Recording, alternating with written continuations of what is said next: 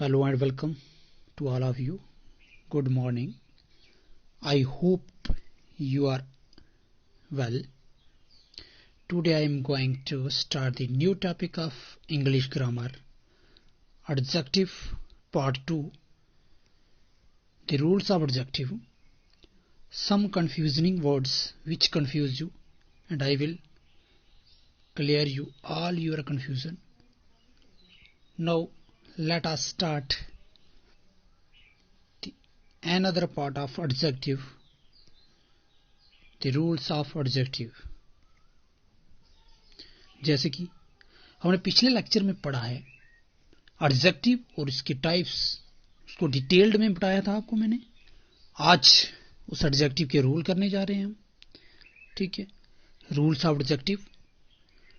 कुछ ऐसे confusing words हैं जो आप सभी को कंफ्यूज करते हैं, जैसे सम और एनी आ गया। फर्स्ट रूल, सम कहां पे यूज करना है, एनी कहां पे यूज करना है। तो ये कंफ्यूज करने वाले वर्ड्स हैं, इसको कैसे यूज करना है, कहां यूज करना है और कब यूज करना है, ये मैं आपको एक एक करके बताऊंगा, तो आपने कंफ्यूज नहीं होना है। ठीक है, अपने इस ध्यान को सुनना है इनको, और कोई कंफ्यूजन हो तो आप पूछ सकते हो मुझे। जैसे सम कहां पे यूज होता है, used for positive sense before uncountable noun and plural countable noun. ठीक है, अब देखो सम का मतलब होता है कुछ। ये कहां पे कुछ, अगर ये पॉजिटिव के लिए यूज होता है और अनकाउंटेबल हो, जिनको हम गिन नहीं सकते हो, या जो गिने भी जाए वो क्या होने चाहिए, प्लूरल होने चाहिए। ठीक है, जैसे एग्जाम्पल के तौर पर आई हैव सम वाटर। ठीक है, सम वाटर क्या है, वाटर अनकाउंटेबल है, तो उसके लिए सम, मेरे पास थोड़ा पानी है, या कुछ या थोड़ा, इसका ये अर्थ होता है हिंदी में। एन अदर एग्जाम्पल आ गई, आई हैव सम फ्रेंड्स, मेरे पास कुछ दोस्त हैं, मित्र हैं, तो ये प्लूरल के लिए यूज हुआ है और ये काउंटेबल नाउन के लिए यूज हुआ है। ठीक है, ये हमारा रूल नंबर 1 था एडजेक्टिव का। लेकिन एनी कहां यूज होता है, एनी हमें क्या एक नेगेटिव सेंस देता है, और ये इंटरोगेटिव के लिए भी यूज किया जाता है। इंटरोगेटिव यानी प्रश्नवाचक के लिए भी यूज किया जाता है, जो भी प्रश्न यहां पे पूछा हो। जैसे एग्जाम्पल के तौर पर I don't have any problem, मुझे कोई भी परेशानी नहीं है। तो एनी किसका मतलब दे रहा है, नेगेटिव का दे रहा है, नहीं है, कोई प्रॉब्लम नहीं है। I don't have any problem. ठीक है, do you have any problem, sorry, यहां पे क्या प्रश्नवाचक पूछा है, प्रश्न। अब क्या आपको कोई परेशानी है, तो इसका ये उत्तर दे दिया है, I don't have any problem. ठीक है, तो ये एनी और सम का यूज रूल नंबर 1 में हुआ। उसी प्रकार सेकंड रूल में हमें क्या देखना है, फ्यू या ए फ्यू। अब फ्यू का क्या हिंदी में अर्थ देता है और ए फ्यू का क्या मतलब होता है, इसको आप आगे पढ़ते हैं। अब फ्यू क्या करता है, इट रिप्रेजेंट नेगेटिव क्वांटिटी और शॉर्टेज, किसी चीज की कमी या किसी में नेगेटिव क्वांटिटी बताता है, तो वहां पे हम फ्यू यूज करते हैं।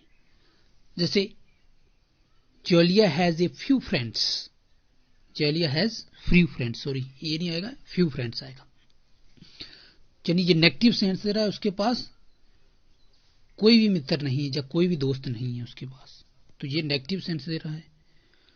ए फ्यू कहां यूज होता है, represent positive quantity can be used with the countable nouns. ये कहां पॉजिटिव दे रहा है हमें, और ये किसके साथ, काउंटेबल नाउन के साथ इसका यूज हो रहा है। जैसे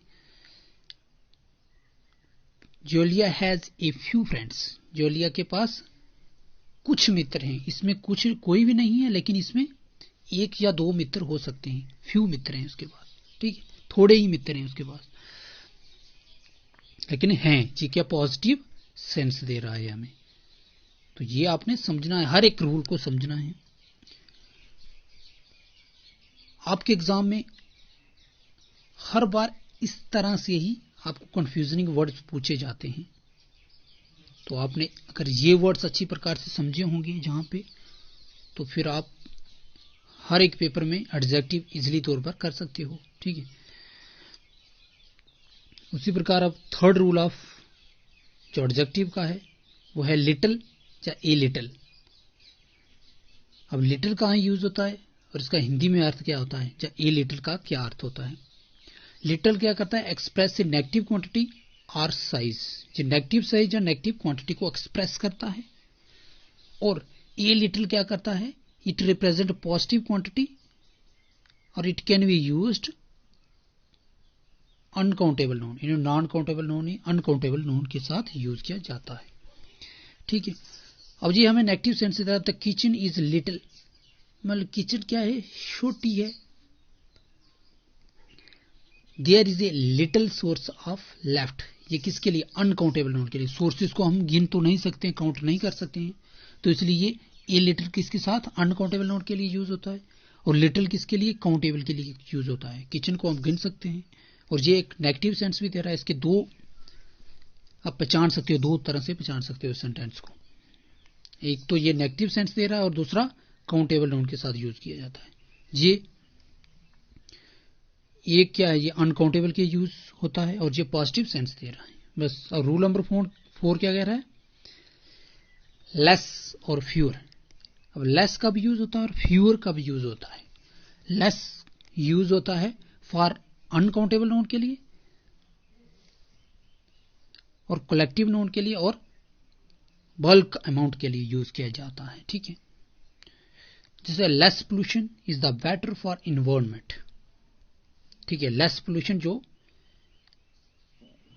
अगर गंदगी कम हो, पोल्यूशन कम हो, तो ये इन्वायरमेंट के लिए अच्छा होता है, वातावरण के लिए अच्छा होता है। तो ये हमें अनकाउंटेबल के लिए, वातावरण को गिन नहीं सकते हो, काउंटेबल नहीं होते हैं, और ये कलेक्टिव नोन कैटेगरी में आते हैं। इसी प्रकार फ्यूअर का भी यूज होता है, used for countable nouns and individual items. Countable noun के लिए यूज तो होता है, लेकिन एक इंडिविजुअल यानी सिंगल आइटम के लिए यूज किया जाता है। एक सिंगल ग्रुप हो, सिंगल आइटम हो, सिंगल थिंग्स हो, तो उसके लिए क्या हम फ्यूअर का यूज करते हैं। If people through out fewer bottles the world would be cleaner.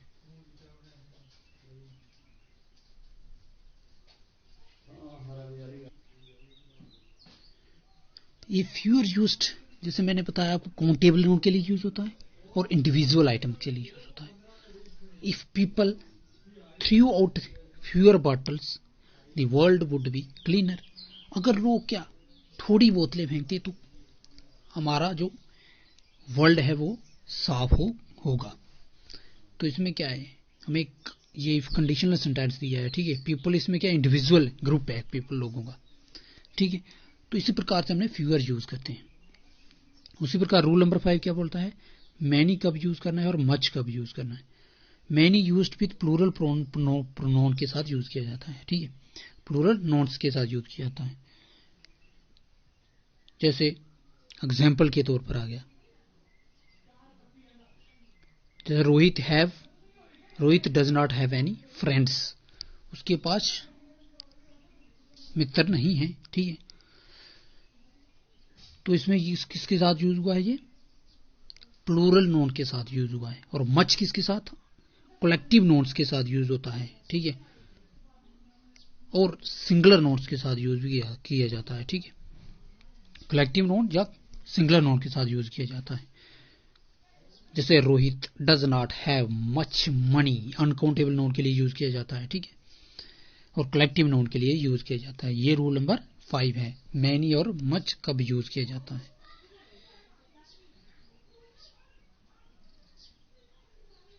The times word के साथ कंपैरेटिव डिग्री यूज होती है। ठीक है, जो भी टाइम्स है के साथ क्या कंपैरेटिव डिग्री का यूज होगा। जैसे माई house is 4 times bigger than you, अब टाइम्स का यूज हुआ है तो इसमें कंपैरेटिव डिग्री बिग और बिगर क्या कंपैरेटिव डिग्री का यूज हुआ है। बट ये सेंटेंस हमारे पास गलत है। इसका क्या होगा, my house is 4 times as big as you, मतलब इसके साथ कंपैरेटिव डिग्री का यूज नहीं करना है हमने, ठीक है। इधर भी वही दिया है कि वर्ड के साथ कंपैरेटिव डिग्री का यूज नहीं होता है, टाइम्स होगा। उसी प्रकार दो कंपैरेटिव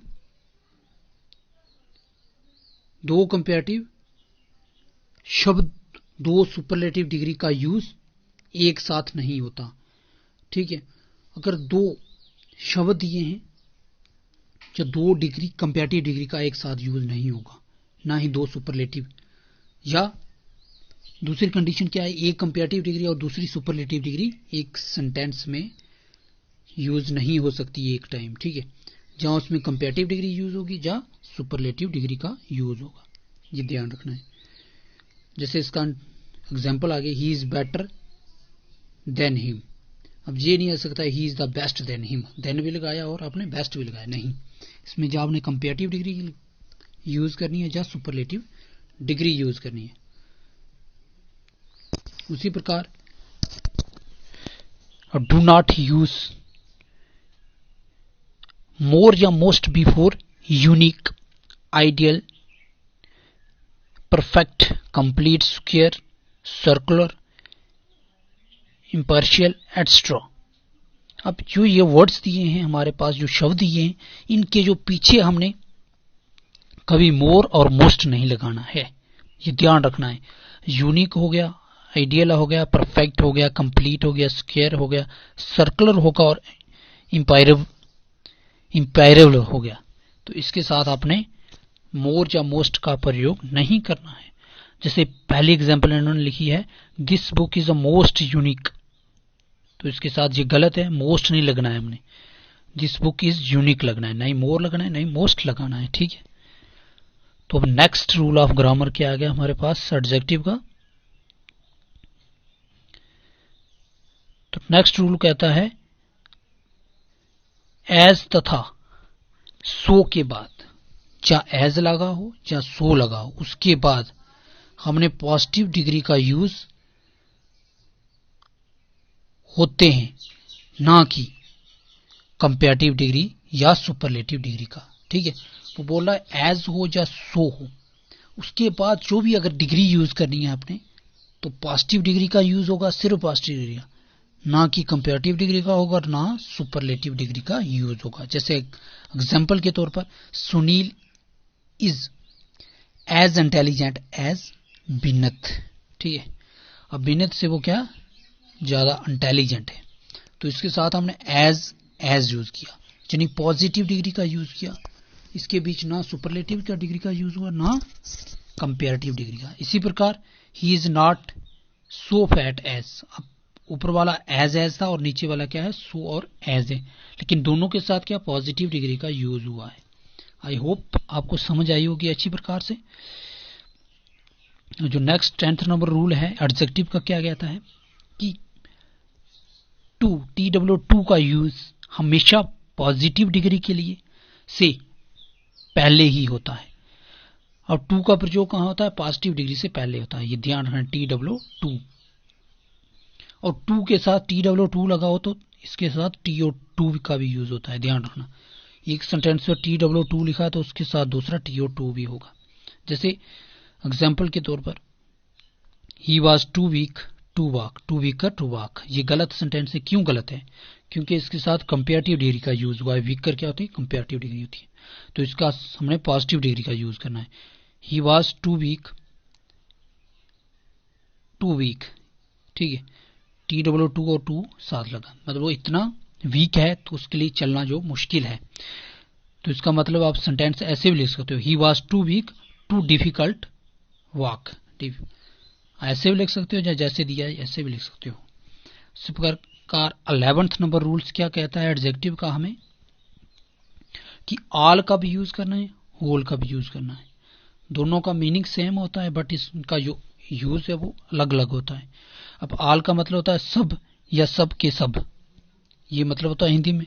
इसका यूज कहां होता है, प्लूरल काउंटेबल नोन तथा सिंगुलर काउंटेबल नोन के पहले होता है।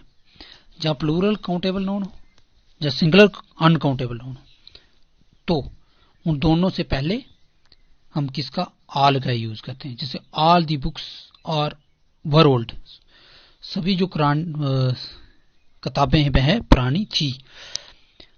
All the money has been spent, सब के सब पैसे जो खर्च हो चुके हैं। तो ये क्या है, हमारे पास ऑल का यूज होता है। इसी प्रकार होल का मतलब होता है संपूर्ण या समुच्चा। इसका यूज कहां होता है, सिंगुलर से पहले होता है। सिंगुलर नॉन होगा उससे पहले किसका यूज होगा, होल का होगा। जैसे हर होल बॉडी वाज कवर्ड, उसकी संपूर्ण जो शरीर था वो ढका हुआ था। तो क्या है ये, होल बॉडी। तो बॉडी इसमें सिंगुलर है और इसलिए वर्ब का भी यूज सिंगुलर वर्ब का यूज हुआ है। तो हर इसमें क्या है, ये प्रोनाउन आ गया। उसी प्रकार रूल नंबर 12 क्या कहता है हमें,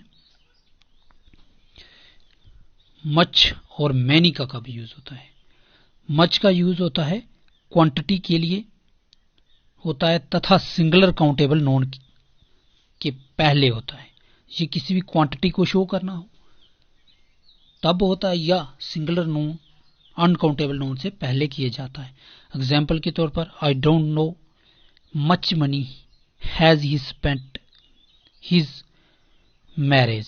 ठीक है, ये इसका पहली एग्जाम्पल होगी कि मैं नहीं जानता कि कितने पैसे उसने अपनी शादी में खर्चे। ठीक है, ये इसमें मच का। और मैनी का कब यूज होता है, मैनी इसका यूज नंबर के लिए होता है तथा प्लूरल काउंटेबल नोन के लिए होता है। इसका यूज कहां, नंबर के लिए होगा या प्लूरल काउंटेबल नोन के लिए होता है, इससे पहले होता है। तो आपने ये अच्छी प्रकार से समझा। मैनी, जैसे आई हैव मैनी फ्रेंड्स, ठीक है, आई हैव मैनी बुक्स, तो किसके लिए यूज हो रहा है, ये प्लूरल के लिए हो रहा है और काउंटेबल नाउन के लिए यूज हो रहा है। तो ये आज का जो हमारा टॉपिक था एडजेक्टिव, 2 पार्ट्स में हमने खत्म कर दिया। मुझे पूरी आशा है कि आपको अच्छी प्रकार से समझ आया होगा। अगर नहीं समझ आया तो आप मुझे बता सकते हो। तो इसी प्रकार से हमने इंग्लिश ग्रामर के 4 से 5 टॉपिक को खत्म कर दिया है। तो आपने इनको बार बार वीडियो को देखना है। अगर कंफ्यूजन हो, ये YouTube चैनल पर हमेशा के लिए रहेंगी। तो आपने इस चैनल को सब्सक्राइब करना है, शेयर करना है और अपने लाइक कमेंट जरूर करना है। आपने पिछली वीडियो को भी लाइक कम किया है, जिसकी वजह से हमारे बीच जो मोटिवेशन वो कम हो जाता है वीडियो बनाने वाले के साथ। तो आपने इसको लाइक करना है, व्यूज भी कम आए तो आपने हर एक ने व्यू करना है, जो भी देखता है। तो वीडियो को कंप्लीट देखना है आपने। अब सिर्फ थोड़ी सी वीडियो देखकर छोड़ देते हो, तुम्हारी इतनी मेहनत करने का फायदा क्या है अगर आप देखोगे नहीं, व्यू नहीं करोगे, लाइक नहीं करोगे, कमेंट नहीं करोगे। तो इसे कम से कम लेक्चर तैयार करने में 2 से 2.5 घंटे हमारे लगते हैं।